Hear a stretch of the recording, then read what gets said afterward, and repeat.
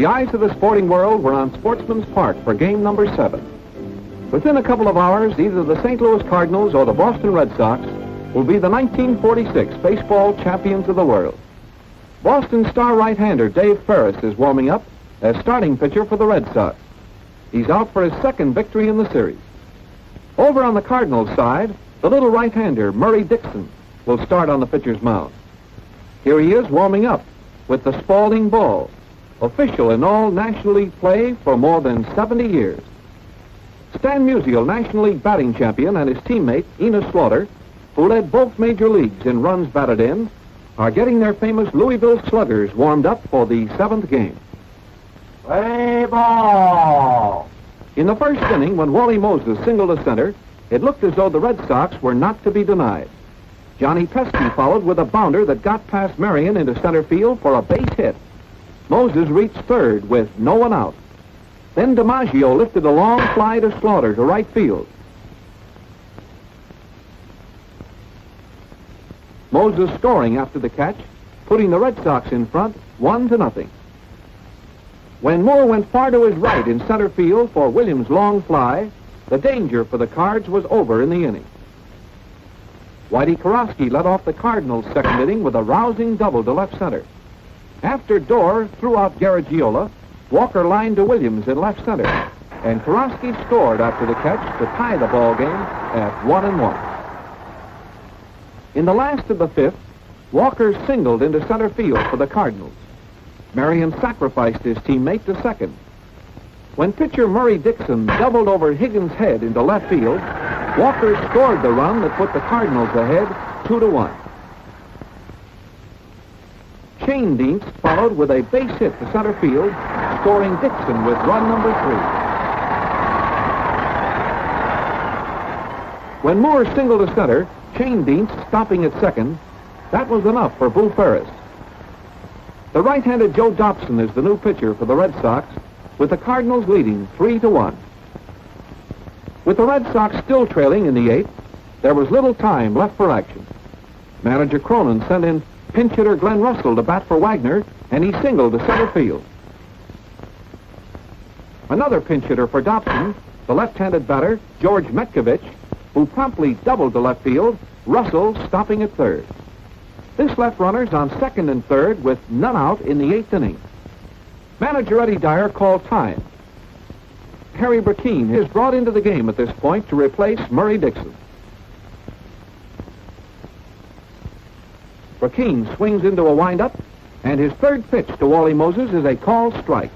After Pesky was retired on a fly to Slaughter, both runners holding their base, DiMaggio is at the plate.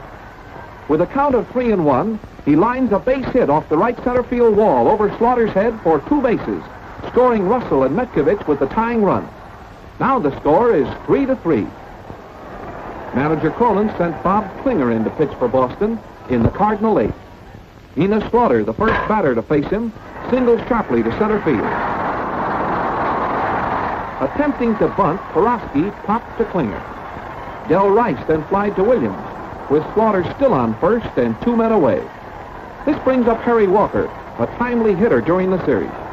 Slaughter is off with the pitch. Walker swings and lines a double to left center. Slaughter kept on going, rounding third base at full speed, scoring all the way from first, when the relay throw from Johnny Pesky reached home too late for a play on Slaughter. This important run put the Cardinals out in front by a score of 4-3. The Red Sox were still battling in the 9th. The first hitter, Rudy York, walloped a base hit to left. Campbell ran for York. And then Bobby Dorr singled to left. Campbell stopping at second. Higgins forced Dorr at second on an attempted sacrifice, leaving runners on first and third with 1 man out. When the Red Sox catcher Roy Partee fouled to Musial, the Cardinal players started to breathe a little easier. This brought up a Red Sox pinch hitter, Tom McBride, batting for pitcher Johnson. Brackeen eyes the batter carefully. There goes a screwball pitch. McBride grounds to Shane Dienst, and Higgins is forced out at second to end the ball game, with the St. Louis Cardinals winning the 7th and final game of the 1946 World Series by a score of 4-3. It was the 6th time in their 9 World Series appearances since 1926 that baseball's highest honor has gone to the St. Louis Cardinals. The Cards also distinguished themselves by winning for the 4th time in a series that went the limit.